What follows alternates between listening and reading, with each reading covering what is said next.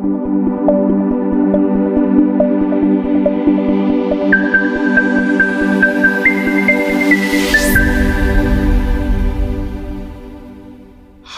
yako msikilizaji, popote pale ulipo, tunatumainia uko salama.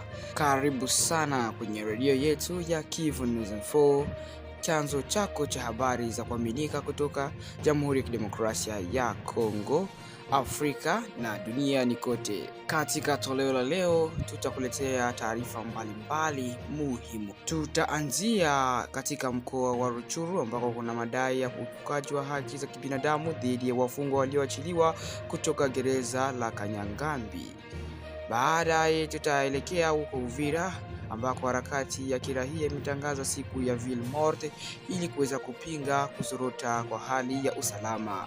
Tutakuletea pia habari kutoka Maniema kuhusu mradi mpya wa jahazi la tani 500 utakaorahisisha usafiri wa bidhaa katika Kindu na Ubuntu na kuimarisha biashara katika DRC na Tanzania. Katika habari za kimataifa tutafuatilia kauli ya rais wa Ukraine Volodymyr Zelensky ambaye ameshutumu Urusi kwa madai ya kufanya mashambulizi dhidi ya raia katika mji wa Kherson na kutoa wito kwa jamii ya kimataifa kuongeza shinikizo dhidi ya Urusi. Usiondoke, endelea kuwa nasi hadi mwisho wa matangazo haya ili upate taarifa zote kwa ufafanuzi zaidi.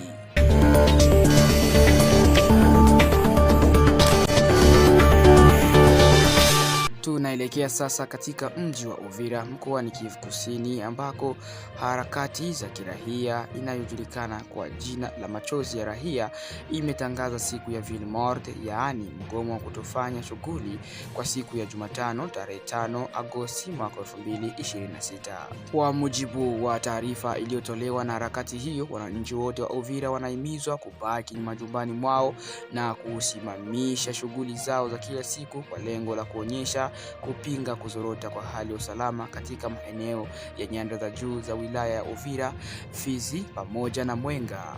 Waandaaji wa hatua hiyo wanasema kuwa lengo lao ni kuzitaka mamlaka za Jamhuri ya Kidemokrasia ya Kongo kuongeza juhudi za kijeshi na kiusalama ili kurejesha maeneo ambayo bado yanashinikizwa na kushikiliwa na makundi yenye silaha. Harakati hiyo inamaanisha kuwa hali ya usalama katika maeneo hayo inaendelea kuhangaisha wananchi, jambo ambalo linawalazimu kuchukua hatua ya kuitisha siku ya mgomo wa amani ili sauti yao isikike na mamlaka husika zichukue hatua za haraka. Katika ujumbe wao uliosambazwa kwa wananchi, waandaaji wametoa wito kwa kila mkaaji wa Uvira kushiriki kikamili katika siku hiyo kwa kubaki nyumbani na kutofungua maduka wala kuendelea na shughuli nyingine za kawaida. Pia wameweza kueneza ujumbe kwa lugha ya Kiswahili unaosema umasikio ajulishe mwingine, hakuna kazi kesho, mgomo baridi, wakimaanisha kuwa kila aliyepata taarifa hii awafahamishe wengine kwamba siku hiyo haitakuwa ya kazi bali ni ya kuonyesha mshikamano kupitia mgomo wa amani. Hata hivyo, hadi wakati taarifa hii imekuwa ikiandaliwa, mamlaka za serikali hazikuwa bado zimetoa tamko rasmi kuhusu wito huu wa siku ya Ville Morte. Wananchi wanaendelea kufuatilia kwa karibu maendeleo ya hali hiyo, huku wengine wakisubiri kuona namna siku hiyo itakavyokuwa na iwapo wito huo utazingatia katika maeneo mbalimbali ya mji wa Uvira. Hiyo ndiyo taarifa kutoka Uvira katika mkoa wa Kivu Kaskazini.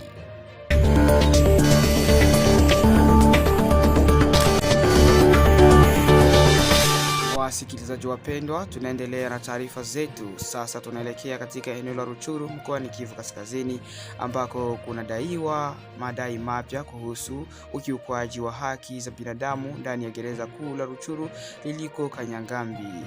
Baraza la vijana la wilaya ya Rutshuru linalojulikana kama CTG Rutshuru limetoa tahadhari kuhusu kile kinachodaiwa kuwa ni ukiukwaji mkubwa wa haki za wafungwa waliokuwa wamefungwa katika gereza hilo ambalo kwa sasa linaripotiwa kuwa katika chini ya udhibiti wa muungano wa M23. Kwa mujibu wa taarifa iliyotolewa na iliyotiliwa saini na rais wa baraza hilo Patient Tuzere Sebatisi, takriban wafungwa 700, wengi wao wakiwa vijana, waliachiwa huru tarehe 3 Agosti mwaka wa 2026.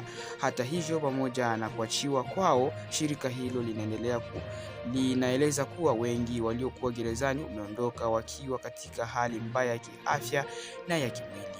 CTG Rutshuru inasema kuwa imepokea ushuhuda kutoka kwa baadhi ya wafungwa wa zamani waliodaiwa kuwa walipitia mazingira magumu sana katika gereza hilo wakati wa kifungo chao. Kwa mujibu wa ushuhuda huo, wafungwa walikabiliwa na njaa kali, ukosefu wa huduma za matibabu, mateso mbalimbali pamoja na mazingira yasiyofaa kwa binadamu. Kwa mujibu wa maelezo yaliyotolewa na waliokuwa wamefungwa, hali ya maisha ndani ya gereza hilo ilikuwa ngumu kiasi kwamba baadhi ya wafungwa walipoteza maisha kutokana na kukosa chakula na matibabu katika gereza hilo. CTG Rutshuru inasema kuwa ushuhuda huo unadai kwamba karibu watu 10 walikuwa wakifariki kila siku kutokana na mazingira hayo magumu kati ya kifungo chao. Shirika hilo linaeleza pia kuwa watu wengi waliachiwa kwa sasa wanaendelea kuonyesha dalili za maradhi makubwa, udhaifu wa mwili pamoja na majeraha ambayo yanaweza kuwaacha na ulemavu wa kudumu. Baadhi yao, kwa mujibu wa taarifa hiyo, tayari wamekuwa walemavu kutokana na mateso na hali waliokuwa wakiishi huko gerezani.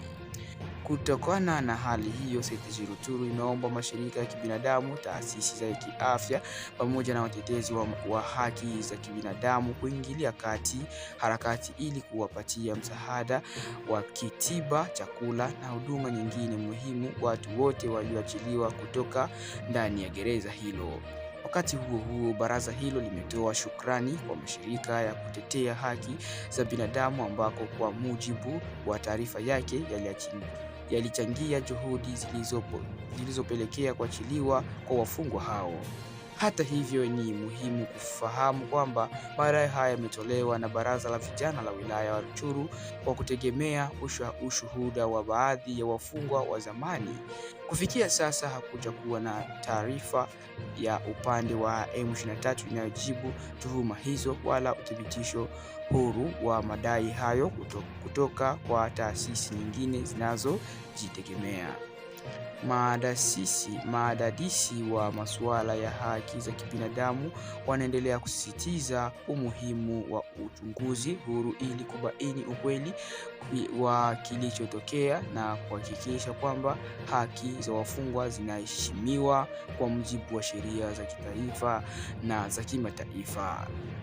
Kwa sasa hali ya afya ya wengi waliokuwa wamefungwa inaendelea kuibua wasiwasi, huku familia zao na wazazi na wakaaji wa Rutshuru wakitarajia kuona hatua za haraka zikichukuliwa kwa ajili ya kuwasaidia pamoja na kufanyika kwa uchunguzi wa kina kuhusu madai hayo. Hayo ndiyo taarifa ambayo tulikuwa tunakuletea inayoripotiwa katika gereza kuhusu Rutshuru na eneo la Kanyangambi mkoani Kivu Kaskazini.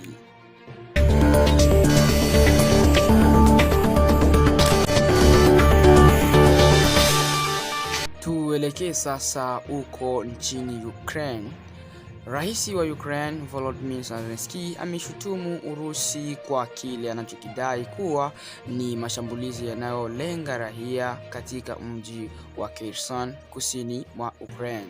Akizungumza siku ya Jumanne, Zelensky alisema madai hayo yanakuja baada ya kusambazwa kwa video inayodai kuonyesha ndege isiyo na rubani maarufu kama drone ikimfuatilia muuzaji wa mboga kabla ya kulipuka karibu naye na kumjeruhi.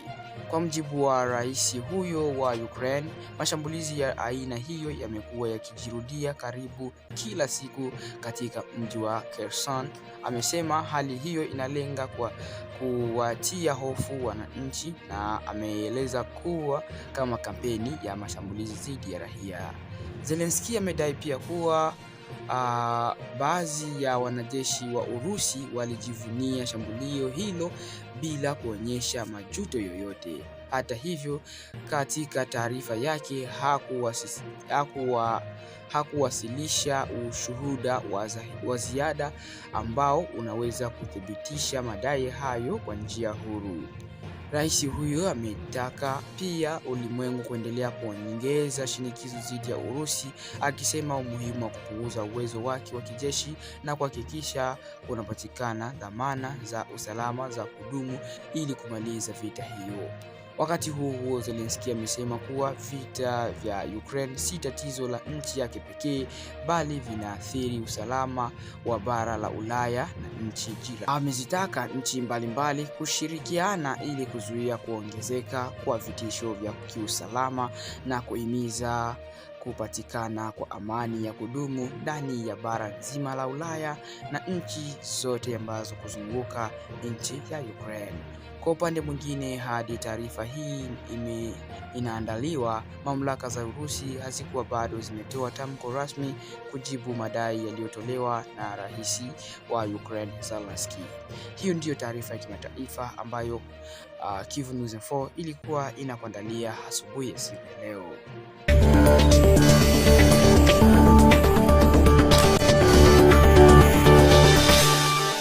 Tuelekee sasa katika mkoa wa Maniema ambako kuna habari njema kuhusu mradi mpya unaotarajiwa kuboresha usafiri wa majini na biashara katika mkoa huo na maeneo mengine ya Jamhuri ya Kidemokrasia ya Kongo pamoja na nchi ya Tanzania.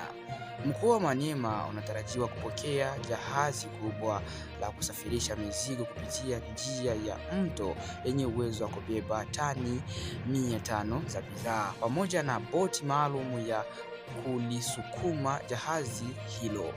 Vyombo hivyo vitatumika kuimarisha usafiri kati ya mji wa Kindu, makao makuu ya Maniema, na mji wa Ubundu ulioko katika mkoa wa Chopo. Tangazo hilo lilitolewa Jumatatu tarehe 3 Agosti wakati wa mkutano uliojadili namna ya kuimarisha bidhaa na biashara kati ya Jamhuri ya Kidemokrasia ya Kongo na Tanzania kupitia mradi wa ukanda wa biashara wa Central Corridor. Ujumbe kutoka Tanzania ulioongozwa na balozi wa Tanzania nchini DRC. Wajumbe hao wamefika Maniema kwa lengo la kutangaza fursa za biashara na uwekezaji kati ya wafanyabiashara wa Tanzania na wale wa Jamhuri ya Kidemokrasia ya Kongo. Kwa mujibu wa viongozi wa Maniema, ujio wa jahazi hilo ni hatua muhimu katika kuondoa changamoto za kutengwa kwa mkoa huo kutokana na ukosefu wa miundombinu ya usafiri. Wanasema kwa miaka mingi usafirishaji wa bidhaa kutoka Maniema kwenda eneo mengine umekuwa ukikabiliwa na gharama kubwa na kucheleweshwa kutokana na hali mbaya ya miundombinu. Gavana wa Maniema Musa Kabwakumbi amesema mradi huo utarahisisha sana usafirishaji wa mizigo kutoka Kindu kuelekea Ubuntu kisha Kisangani na baadaye kuelekea ndani ya Kinshasa. Kwa mujibu wa gavana huyo, kuanzishwa kwa usafiri huo wa majini kutafanya na kufungua fursa mpya wa biashara, kutarahisisha usambazaji wa bidhaa na kupunguza gharama za usafirishaji kwa wafanyabiashara wa ndani pamoja na wa nje. Ameongeza kuwa mradi huo unakuja wakati ambako barabara inayounganisha Kisangani na Ubuntu imeendelea kukamilishwa, jambo ambalo litafanya safari ya bidhaa kuwa rahisi zaidi kutoka Maniema kuelekea maeneo mbalimbali ya nchi ya Jamhuri ya Kidemokrasia ya Kongo. Upande wake, mratibu wa Central Corridor Flory Okanjo amesema fedha za kutekeleza mradi huu tayari zinaweza kupatikana. Ameeleza kuwa baada ya kusainiwa kwa makubaliano kati ya taasisi yake na serikali ya mkoa wa Maniema, ujenzi wa jahazi pamoja na boti ya kulisukuma utaanza mara moja. Kwa mujibu wa Flory Okanjo, matarajio ni kwamba vyombo hivyo vitakuwa tayari kukabidhiwa kabla ya mwisho wa mwaka huu 2026.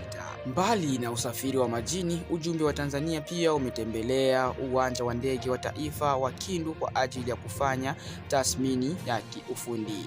Ziara hiyo imelenga kuchunguza uwezekano wa kuanzisha au kuimarisha safari za ndege kati ya Dar es Salaam nchini Tanzania na mji wa Kindu, hatua ambayo inaweza kuongeza kasi ya biashara na uwezekano wa usafiri wa watu kati ya nchi hizo mbili.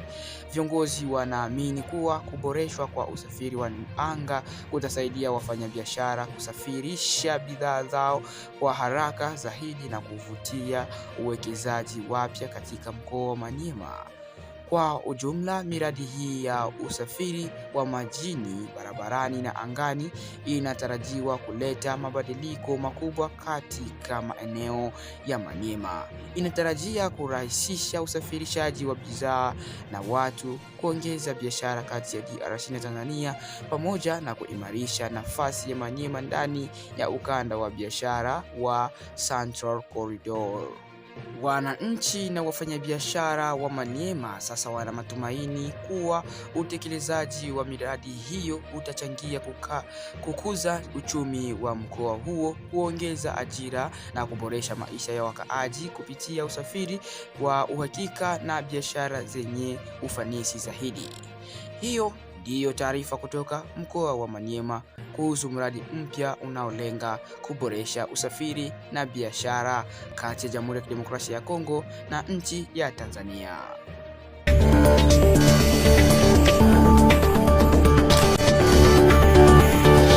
Hapo ndipo tunafika mwisho wa taarifa zetu za leo, tukiwa tarehe 5 Agosti mwaka wa 2026.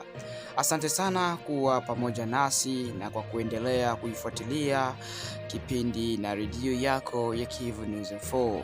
Tunatumaini kuwa habari zetu tulizokuletea zimekusaidia kuelewa kwa kina matukio yanayoendelea nchini, barani Afrika na pia duniani kote. Tunakusihi uendelee kuwa makini kufuatia taarifa kutoka vyanzo vya kuaminika na kushirikiana katika kujenga amani na utulivu katika jamii. Usisahau kutufuatilia kwenye kurasa zetu za mitandao ya kijamii na kuendelea kushirikiana na matangazo yetu. Kushiriki matangazo yetu kwa marafiki na familia ili nao wapate habari kwa wakati wowote na wakati ujao. Mimi ni mtangazaji wako Leta Pepele na kutakia usiku mwema au siku njema kulingana na muda unaotusikiliza. Kwa niaba ya timu nzima ya Kivu News Info, asante sana kuwa nasi. Kwa heri, tukutane tena katika taarifa zijazo.